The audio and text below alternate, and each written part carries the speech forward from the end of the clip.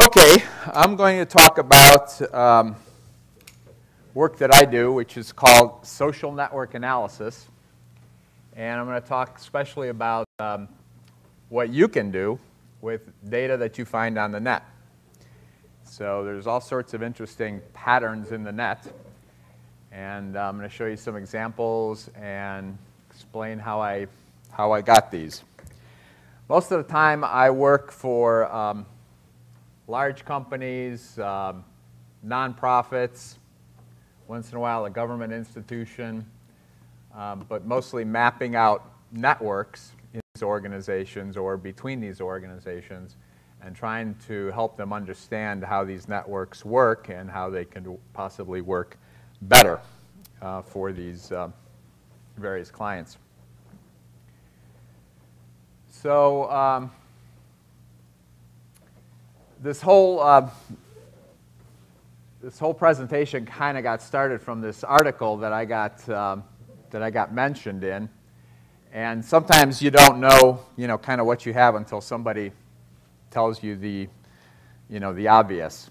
And so, I never thought of myself as a kind of wiki intelligence kind of person when the Christian Science Monitor here wrote this thing up, and I thought, yeah, well, that's interesting. There's not just this information about 9/11, but there's all sorts of other information out there that people can use as open source intelligence to do all sorts of interesting analysis for their own benefit or for any organization that they work for. And so what I do is social network analysis, and it's both a visual and a mathematical way of analyzing networks or analyzing how people interact, exchange information, how things flow from one object to another. And social network analysis was originally created back in the 30s and 40s from a kind of a sociological and an anthropological perspective to look at people and their organizations. But it's amazing how we can take that technology and actually analyze lots of different types of networks. So we can take social network analysis and we could actually look at parts of the internet. We can look at how autonomous systems are connected and do analysis that way. We can look at how books on Amazon are connected, and we'll actually go through that example soon. So I started with a language called Prolog. How many of you even know what Prolog is? All right. How many of you have actually programmed in Prolog? Wow, that's great. How many of you still program in Prolog? That's what I thought. No hands. Well, I actually still do some programming in Prolog, although I have programmers, and unfortunately I have to go to London, England to find good Prolog programmers.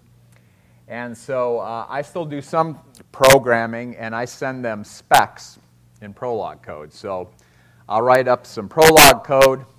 They'll take a look at it, get a good laugh, and then, my 80 lines of code, they'll change to 18 lines of code and send me something back. But Prolog's a great language, especially for networks, because it's a relational language. And networks are all about relationships and how things are related and how things flow. And it's a fun language to play around with. It's a fun language to experiment with. It's a fun language to try things out, see how they work. It's interpreted. You try, you change something, try it, see how it works, and you just keep going. So it's fun to experiment, but then, when I'm done experimenting and I think I got something, I send it off to the real programmers.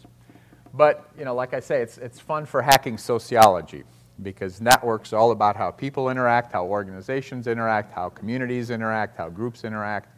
And so Prolog is a great language for modeling all that. And this is a simple interface of the software that we developed many years ago. It's called Inflow, and it's almost 100% Prolog. It's like 99% Prolog. And it's compiled, and it runs, runs pretty good, even though it's, at the basis is an interpreted language. So those of you that missed Prolog, here's some Prolog code.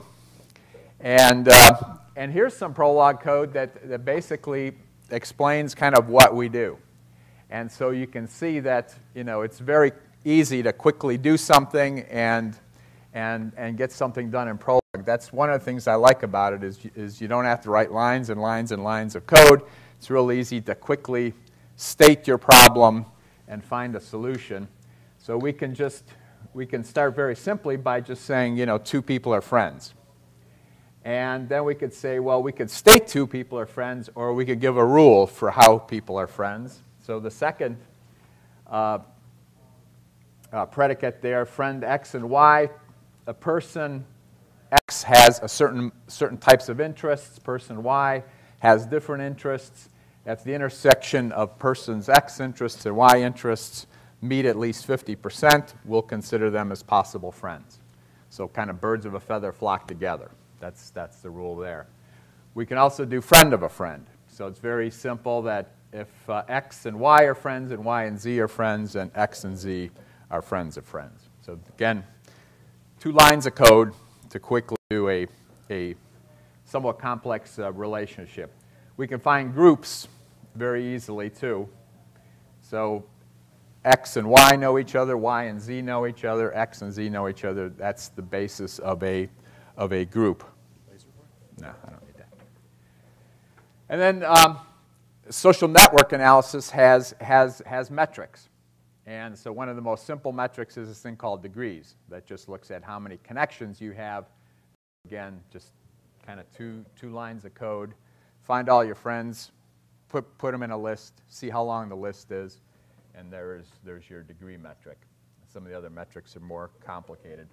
But this is basically the way I started almost 20 years ago with this type of code. I had to do a project for for 2 classes I was taking at UCLA. And so I started with code like this, and then one thing led to another, and eventually quit my day job and do this type of analysis full time. And when you're looking on the net and you're looking for data to map and data to analyze, what we do is we often follow this approach called snowball sampling. And since we're all in Cleveland, we're all very familiar with snowballs. And it's basically a way of following the data. So you start with one place. You start with a person, with an organization, with a group, and we normally then go out 2 steps from that. So if you were to map a network around me, you would look at who I'm connected to. One of the people I'm connected to is right here in the audience, Steve Goldberg. Then you'd see who he's connected to, and you would go out 2 steps that way.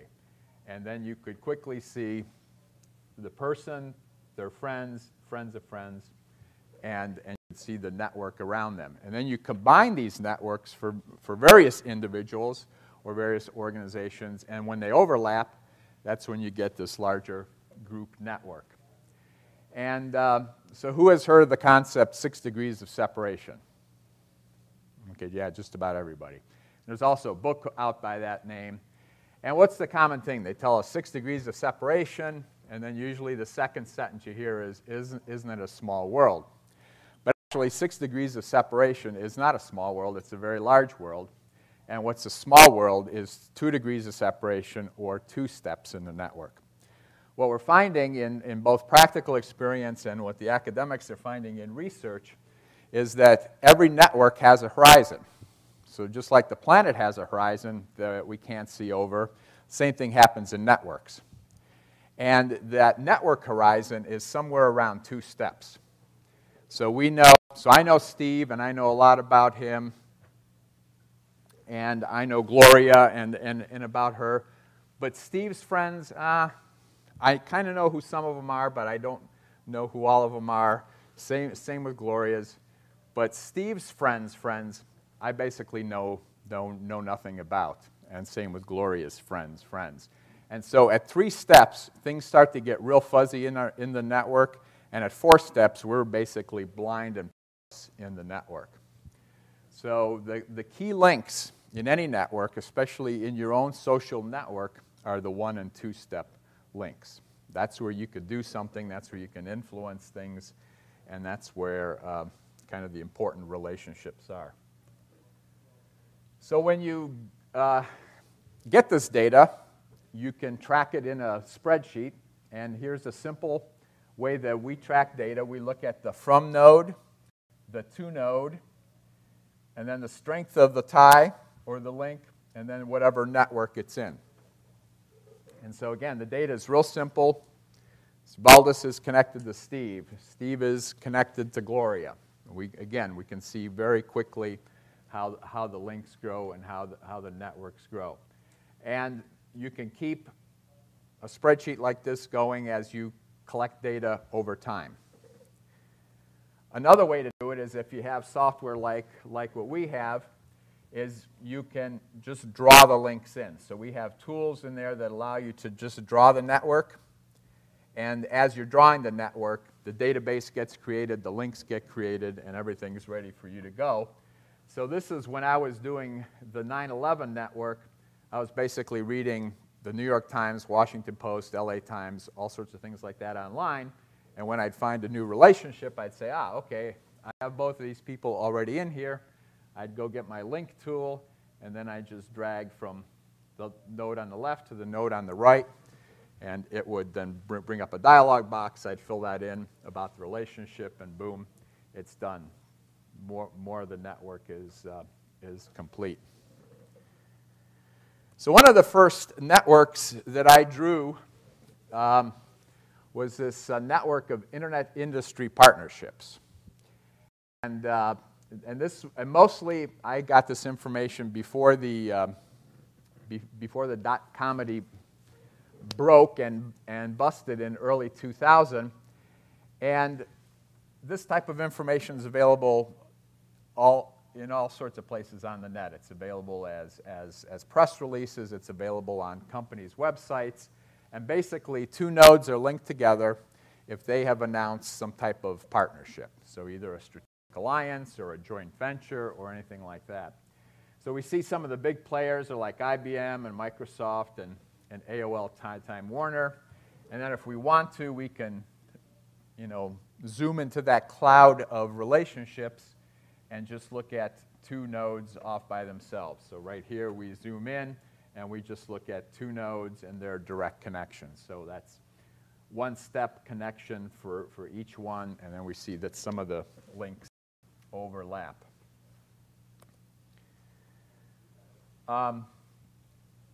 George Nemeth, who does Brewed Fresh Daily, and I were working with Ed Morrison, who was at REI at the time, and we were wondering what the Cleveland economic development community looks like. So George and I spent a couple hours on the web, just going from website to website of various Cleveland organizations, just looking how we're connected. So we see the Cleveland Foundation on here. We see all the universities. We see BioEnterprise. We see Glide. We see all sorts of Gun Foundation, all sorts of organizations. And all this information is available on their website. They say partners, these are people we're funding, things like that. And so again, what we're trying to do is we're trying to spot the relationships that are obvious in the data that's out there. So again, a couple hours of web surfing, just keeping those link pairs, putting them in a spreadsheet. George sent me what he found. I combined it with what I found, and we had a quick map of Northeast Ohio's economic development community.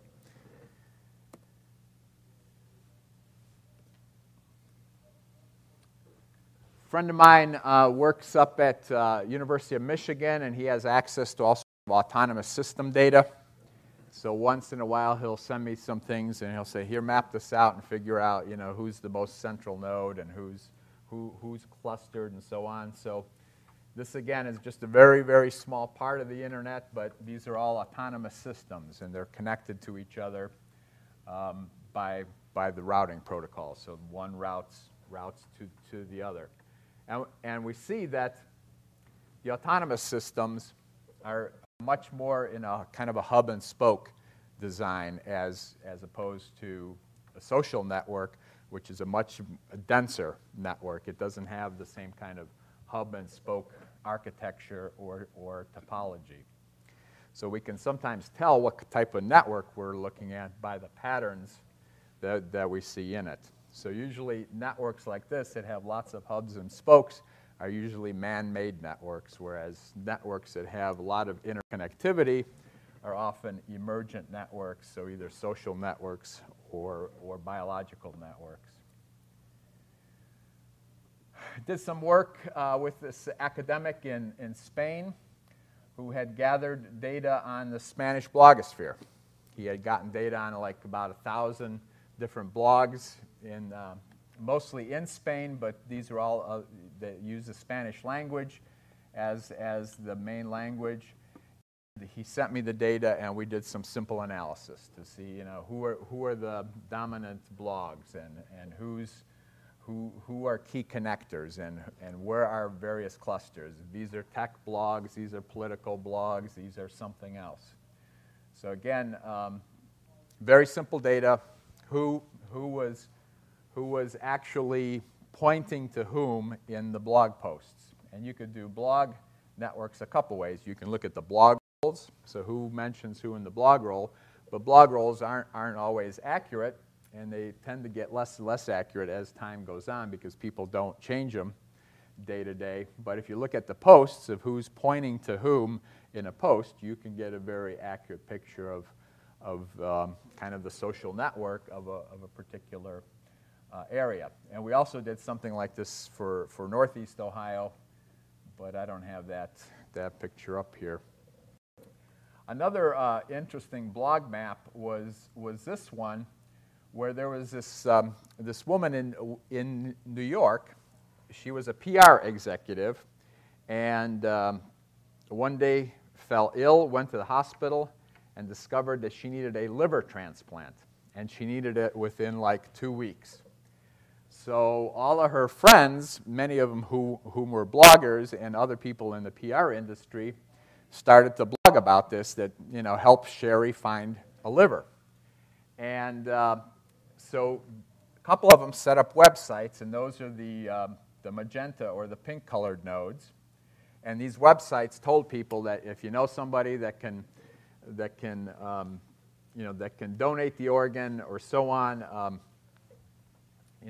here's the information that's necessary.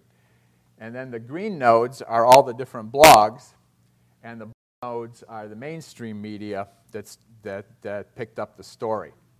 So what we actually did, this is just one snapshot in time, but we took like 3 different snapshots. We took it about 4 days after this news broke, and then we took it at this time, and then right before they found the donor. And so it was interesting how it started over here with this one on the far right, this Doers PR blog. It started there, and it kind of spread to the rest of them.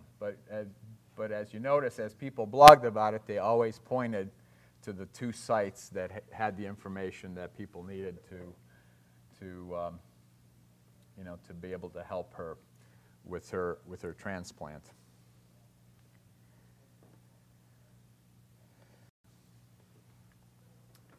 So I'm sure everybody's got an iPod, right? Or knows somebody that has an iPod. And most people, again, we were talking about this earlier, about how everybody thinks that innovation happens by just one individual. So, Apple gets all the credit for doing the iPod, and Steve Jobs gets most of the credit for having Apple do the iPod. But actually, Apple started with a very small group there, with a very small ecosystem. That's the group on the far left there. That was in 2001. And all those companies got together, and Apple was kind of the ringleader, but all those companies had to come together, share their technology to create the initial iPod. And then in 2004, the Apple iPod ecosystem had grown much larger. All these magenta-colored nodes were various suppliers of add-ons to the iPod. You had now competitors coming in, the yellow nodes. You had the record companies involved with music. that they were providing either to iTunes or to other places. And so this whole ecosystem was growing. And now in 2007, this ecosystem's probably 2 or 3 times as complicated as you see there. So again, you start small, and industry ecosystems can grow very big. And what we can do with these networks is not just map them out and show what they look like, but we can measure them too. We could find what are the most central nodes, what are the most connected nodes, what are the nodes that act as bridges, so that in order to get from one part of the ecosystem to the other, you have to go through this bridge, you have to go through this node. Which ones are brokers or gatekeepers? So anyway, 9/11. When 9/11 happened, I had already started my business, and I was kind of a struggling, software entrepreneur, management consultant, and things weren't going that well in 2000. 2001, things started going better, and then all of a sudden 9/11 happened. People just didn't want to talk to consultants anymore, especially not independent consultants. So after 9/11, kind of my whole world came to a halt, and so I had a choice. I could sit there and watch CNN and watch, for the 54th time the planes hit the buildings, or I could start to do something different. And I kept hearing this term, terrorist network, and I thought, well, if I'm supposed to be this expert at networks, then I should know what one of these looked like. But I didn't know what one looked like. So I called some of my friends who were also experts at networks, and they said, yeah, we don't know what one looks like either. And so they said, we know a little bit about criminal networks and things like that, but nobody had really mapped a terrorist network before. And if they had mapped it, it was, at the NSA, and they don't publish their work. So, I thought, well, try to map it. And what I discovered was that after 9/11, the newspapers had all sorts of information about who was connected to whom and who was involved and so on. So slowly, I started to map this information out. And so eventually, you'll see we got the full map, but the map really started with these 2 people. And these 2 people were actually known before 9/11. CIA knew about these 2 people, knew that they were connected, didn't know that they were in America, but knew that they had attended an al-Qaeda meeting in Malaysia. And so if we would have been doing this type of analysis to these highly suspect people, we would have now taken their direct connections, and this could have been done with perfectly legal surveillance. Didn't have to do any of the stuff that the Bush administration's been doing.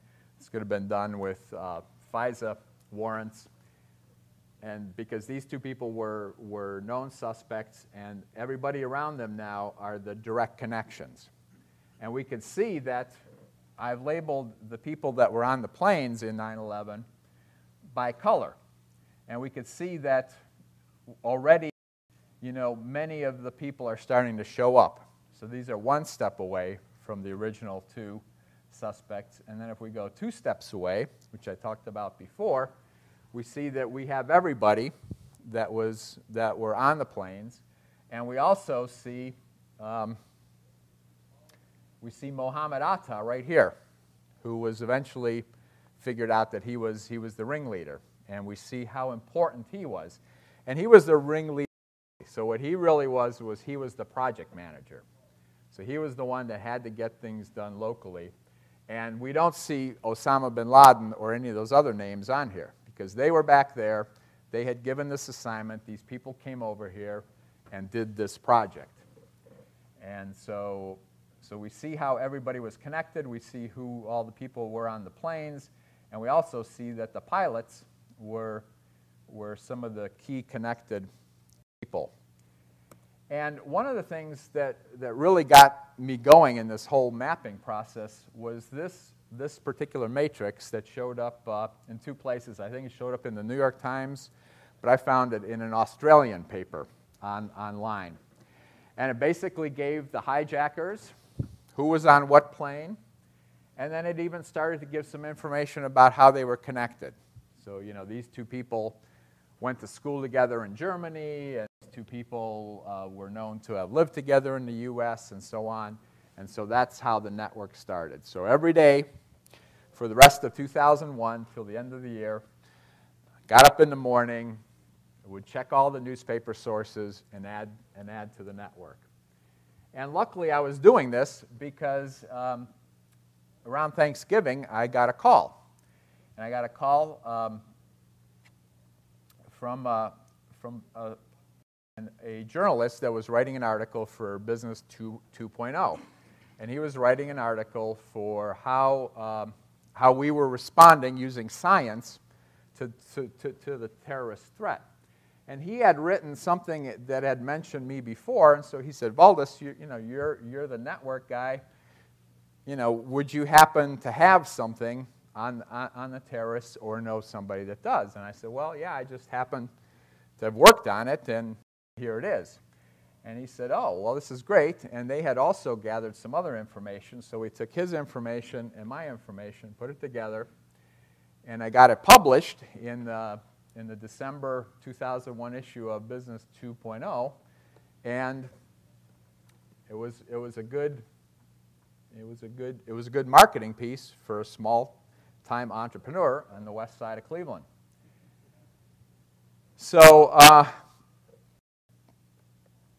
So here is then the map after the 3 months. So this was basically the map that got published in Business 2.0. We fixed it up, made it look a little nicer, and drew the pilots together here. And again, we see how key they were, because they were these are them right here, and we see how connected they were. So in one sense, you know, Al put a lot of resources into these four people, and it was really not the wisest thing for them to do, because by being so well connected, they were probably the most discoverable of everybody in the network, and they were also the people that had the most skills to get things done that they were trying to do. So in that sense, it wasn't the wisest approach on their part, but they were able to get away with it because we weren't aware of what was going on. So some other non-standard networks that I've worked on are book networks. So these are based on data from Amazon that look at which books are bought together. So it's kind of a social network of books. So I went on Amazon today, and there's a new book that's coming out by George Tenet. And it's not out yet, but it's called At the Center of the Storm. But people are already pre-ordering it, and these are the books that the people that are ordering this book or that will buy this book have also bought. So people that are buying this book have bought the 1% solution, have bought State of Denial, and that then connects these books together. So these books are like friends, because they're being bought by the same people together. And so what we do is we can then draw a map of the books just like a social network. And what I did back in 2004 was I drew this map, and I hadn't colored the nodes at all. They were all gray. And then I let the software organize the network, how it does according to its algorithm, and it came up with these two obvious groups with a in the middle. So I thought, okay, well, let's see what's in these obvious groups. And I started looking at this one, and it's pretty obvious that these are all the right-wing books. Started looking at that one, and it was pretty obvious that those are all the left-wing books. And so I just colored them blue and colored them red and published this. And a lot of people thought, wow, this is interesting. And so again, basically with about an hour's time spent with Amazon, was basically finding out the same information that we were a kind of a divided nation in 2004 that all these other studies were doing. And so this was the original layout on the right, and that's how the software showed the emergent pattern. And then on the left, what I did is I just put the two sides into arcs and displayed them in alphabetical order, so it was easier to read. So this is a little more messy, but this shows the emergent pattern. That's a little more cleaner, but the links you see on the right are the same links that you see on the left. So it's basically the same thing.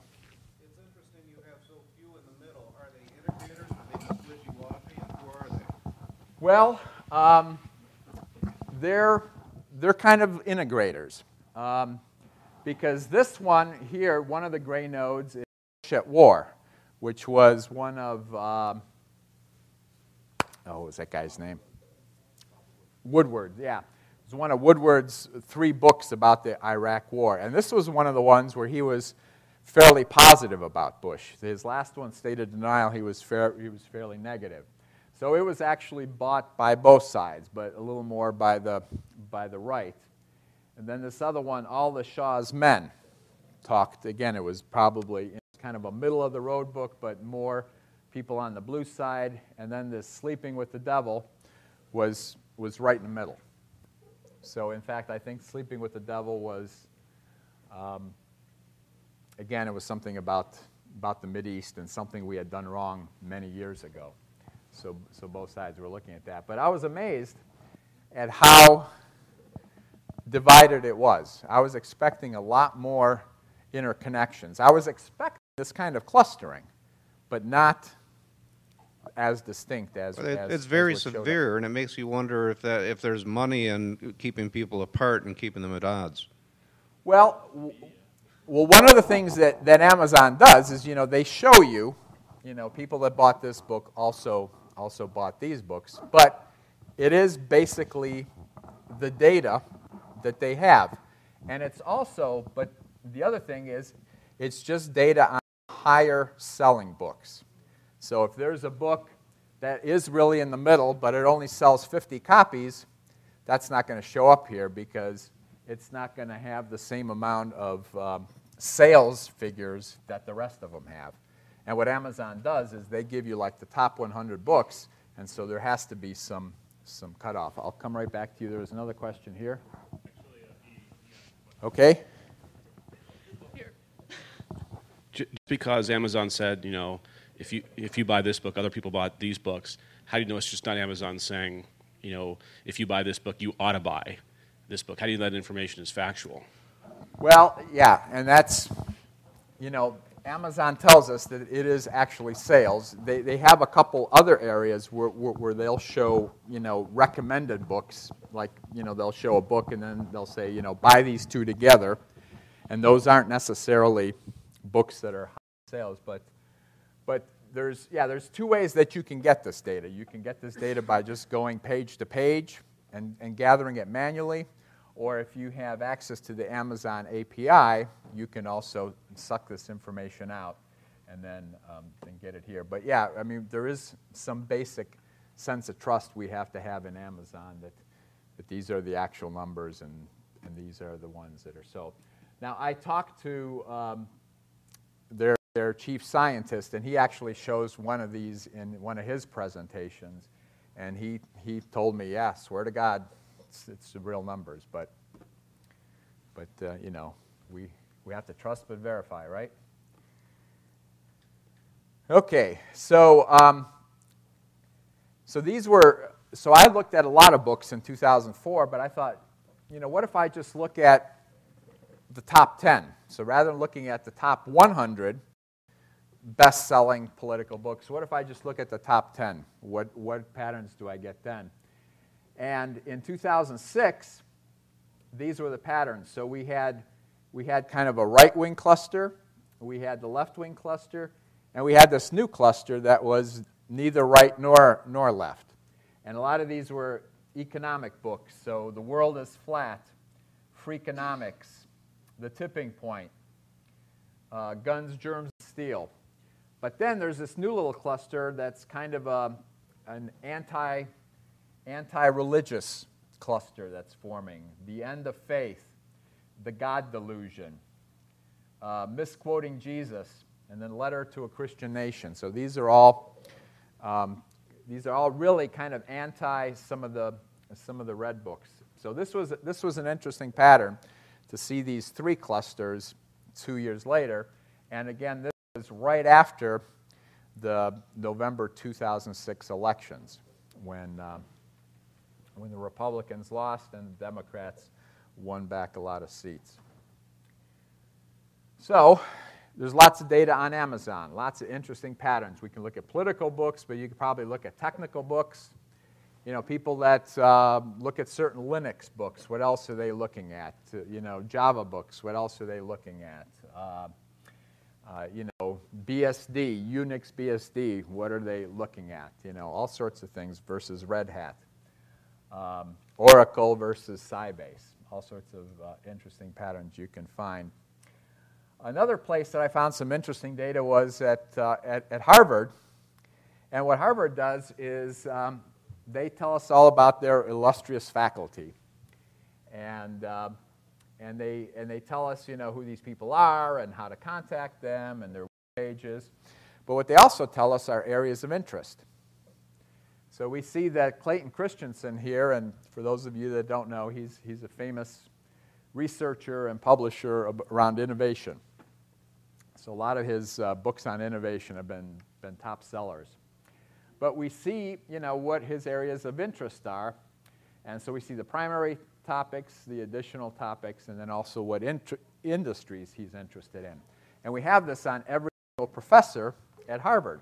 So again, we can look for the overlap of interests or industries, or combine the two and find emergent networks. So again, these people may not necessarily know each other, but the more interests they have and the more they are located in one particular school, the better chance that they know of each other. So again, no one's giving us the social network data, but we're deriving it from things that we know about. So we take all this data, we can put it in the software, and here's a pattern of the business school faculty. So we see that there isn't like one big cluster. There's a cluster down here, and there's another cluster here, another cluster here, and then a cluster way out here. So so if you're trying to figure out a business school to go to, and the professors in the particular business school or in the particular discipline that you're interested in are up here, and maybe Harvard's not the place for you to go. But if the people that you're interested in taking classes from are down here or down here, they're much more central, they're much more focused, maybe Harvard's the right place for you.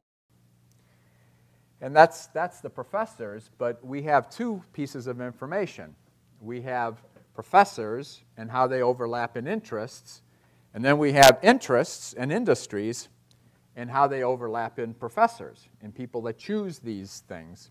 So we can map the interests too. And we can see that the interests are much more clustered together. So again, if my major is going to be whatever 017 here is, then again, Harvard might be a good place for me to go because there's a lot of connectivity around that. But if my interests are around, 119 or 35 or 41 or even out here, then again, maybe Northwestern's a better school or maybe Case is a better school. So again, it's a way that we can get some insight into what's going on without having the actual data. So we can derive data from knowing what choices people are making. So next one. I have a very interesting client in Los Angeles, and I won't mention their name, but they're an economic justice organization. So they fight for the little person that can't fight for themselves. And they're basically, one of the battles that they've been carrying on is against this group of slumlords in the area that they're interested in. And how many of you have heard of the Morrison Hotel? Okay, so it's a record by the Doors, right? But it's an actual hotel there, and it's still standing, and it's now one of these slum properties that's owned by this group of slumlords. And little children that are living in that building are getting lead poisoning all the time. And the city, LA, of course, doesn't support that, so they try to get the owners of the building to fix up the building to bring it up to code. But what happens is that the city is always one step behind. So somebody owns a bad building, people are getting lead poisoning or something else is going wrong there. City comes and says, you have 6 months or 8 months, whatever, to fix it, or we're going to slap this huge fine on you. City comes back after 6 months and says, have you fixed it? Guy says, no, sorry, I don't own the building anymore, I sold it.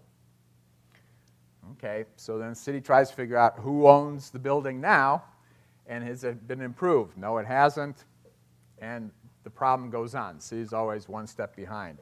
As soon as, it's supposed to be fixed, sorry, I sold it. So what's going on is basically something like this, where you'll have these limited liability corporations that own these buildings, and they basically, one sells to the other, to the other, to the other, to the other. And you would think, who in their right mind would want to buy a building with all these violations in it? Just doesn't make sense. So what we're going to do now is I'm going to show you some software that's pre-beta. So if it doesn't work, it's not my fault. And what's going on here? Okay, here it is.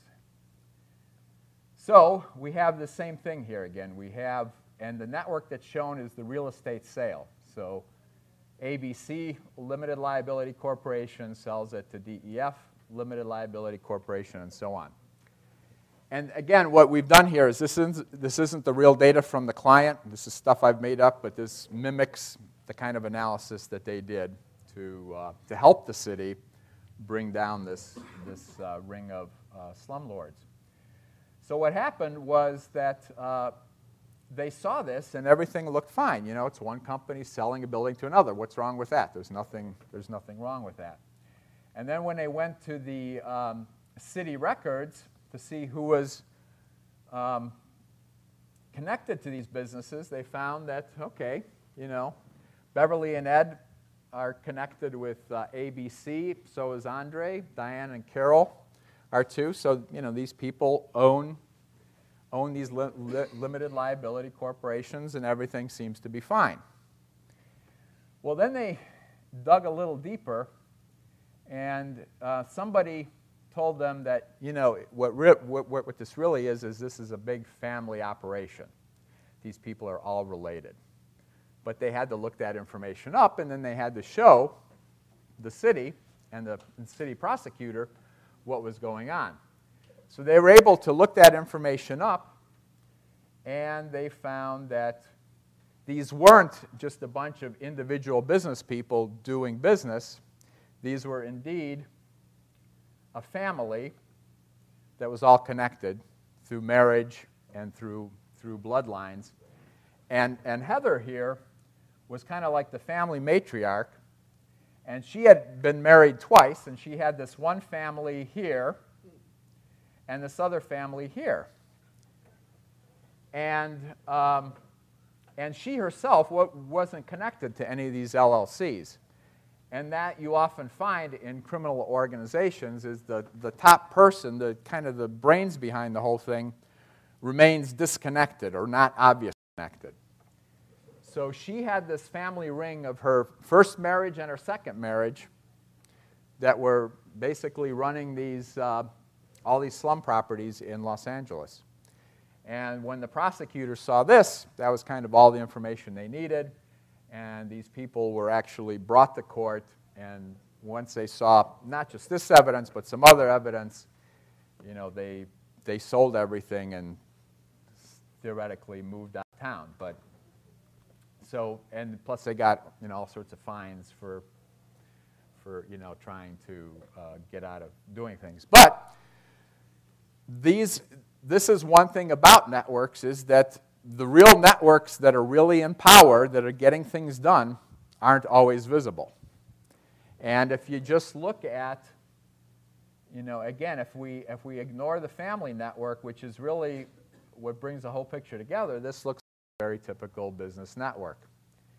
And if we just, if we let the software just organize it, very typical chain. These people organized here, sell, nothing wrong. But when we show those family links, we see, aha, there's something else going on here. So,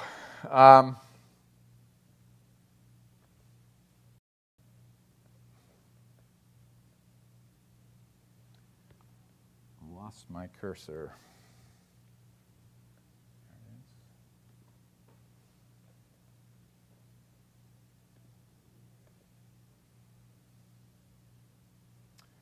Okay, so we're all familiar with surveillance and how the government is supposedly watching our phone calls and our email and all sorts of other interesting things like that.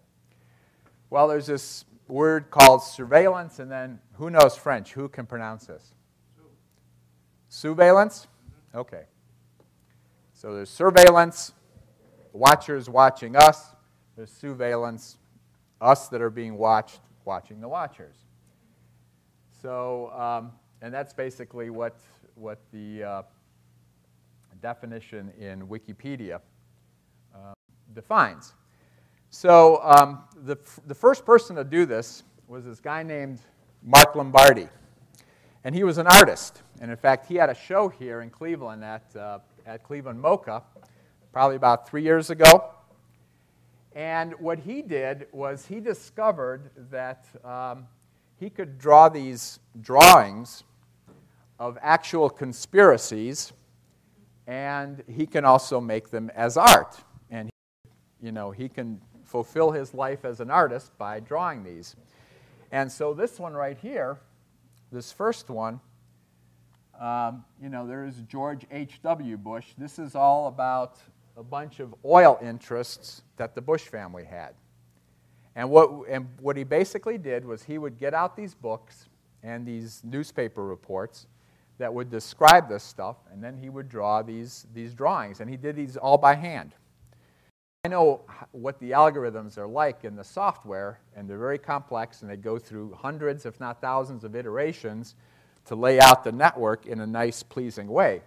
But he did this all by hand, so it's quite amazing. So here's another one of his where he would put things in a circle. And again, everything fit together pretty nice. You see there's no lines that cross.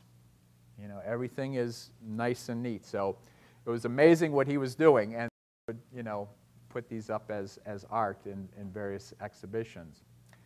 Unfortunately, he committed suicide before 9/11, so he would have actually been kind of an interesting person to look at what he would have done with that information. And the reason that he committed suicide, or so the story goes, was that he had been this artist and not a very successful artist. So he had spent time as a museum curator. But then he started doing these drawings, and he started becoming more and more famous as an artist. And so this large art gallery or actually museum, I think it was the Whitney Museum in New York, asked him to display his works. And so he did this huge work that was basically the size of this stage. So this big drawing, and his drawings were like that. They were long rolls of paper that had these things going on and on. And he did this inside his apartment. And just when he was finished, the apartment above had some pipes break, and his drawing was ruined, and he had a week to go until his big exhibition at the Whitney. So he spent that whole week on coffee, not sleeping, redoing this whole thing. And they said, at the end of that week, of course, with sleep deprivation, and he was just about to have his 50th birthday, so he wasn't a spring chicken anymore. So it was tough for him to make it through that. And they said, with the pressure of that and losing the sleep, he just snapped and committed suicide. Well, then there's the other story that says, well, maybe that's not true. The kind of people that he was drawing were probably not very happy to be shown connected to the various people they're connected to. So I saw his presentation, and you could see in some of those where you have U.S. presidents and Saddam Hussein within 1 or 2 links of each other. So these people probably aren't happy to see that and have somebody document that. So there was that whole other side that said, oh, he probably didn't commit suicide. Maybe somebody helped him. So nobody knows what really happened, but most people think it was suicide because there were no signs of force into his apartment, things like that. But anyway, he started doing this, and unfortunately, he never met any of the social network people, because it would have been interesting to have him actually talk to social network people and the two to share ideas of how to do things. But anyway, his legacy kind of lives on, and a lot of people, especially a lot of the newspapers now, are starting to do these types of analyses when there's a very complex story going on. And one of the most complex stories that have been going on in Washington of recent is this whole thing around Jack Abramoff, who was this lobbyist who got into lots of trouble, was paying off all sorts of people, and was taking money from Indian tribes and all that. And it's a long story, but a friend of mine started to do this with Inflow and got this far with the map, and then couldn't finish it. But it was amazing how much information was out there. So there was this place called Think Progress, and they had, again, the whole scandal, and they had details on everybody involved and how they were involved. So again, the data's there. We just have to now map it into a network. And so they had information like this. So, Tom DeLay, everything that he did, what he was involved in, who he was connected to.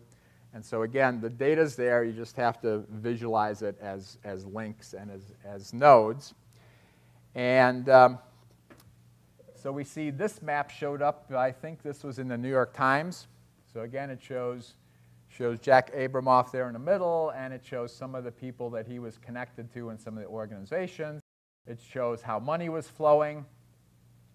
And again, so it's interesting now to see that the newspapers are actually printing these maps. And of course, they have artists that make these things look real nice. They have a pretty picture. They have different colors. They make nice curved lines. So if you're good at Illustrator, you can do nice maps like this. And then this other one, this guy was a defense contractor, kind of one of the so-called Beltway bandits. And he was involved in some of these shady deals. And we see that, again, he was linked to Abramoff. We was linked to DeLay. Here's some other people in Congress down here. And so another network map that shows this interconnectivity. And then finally, there's this one out of the Houston Chronicle that again shows Abramoff and DeLay and George Bush and a bunch of people here. And again, how they were connected and what they were connected in. So it's interesting that these very complex stories are now being accompanied by these diagrams that explain, what's going on, who's connected to whom, how the money is flowing, and so on. So now when people say follow the money, we actually have maps that do that. So that's it. Any more questions?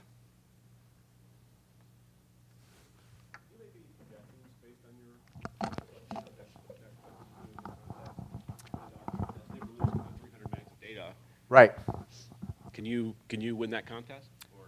Well, I actually looked at that data, and they have very little social network data in there. They have data about how people rated things, but I know very little about how those people are connected to each other. So if I knew that, then yeah, that would be a fairly easy problem. So if I knew that you rated things a certain way, and you were connected to this other group of people that rated things a certain way, and then Steve was one step away, that would make that problem very easy. But just knowing that a bunch of disconnected people did these various ratings, I can figure out who may like to know each other, but if one's in Alaska and one's in Alabama, that doesn't make sense. So there's a key piece of information missing there. And I don't know if they have it or not. But if they have it, they should release it. And the other thing is, too, they're offering $1 million for that. And if you figure that out, it's worth a lot more than $1 million. It's like Google, too, if you figure that out. What's the content? Who improves the naturally algorithm by 10%? What is it? Yeah. So yeah, if there was some social data there, that would be a much easier problem. Any other questions?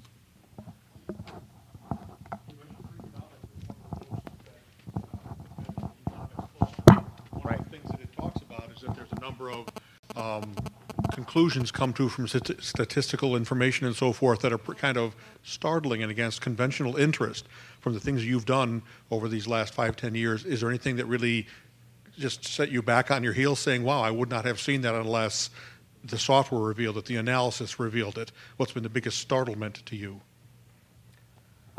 Well, just some of the things that I mentioned. I was surprised at how well the books mapped, the other conventional wisdom, the other studies that were being done, that we were this divided nation. Part of that, I was hoping actually that it would show something different.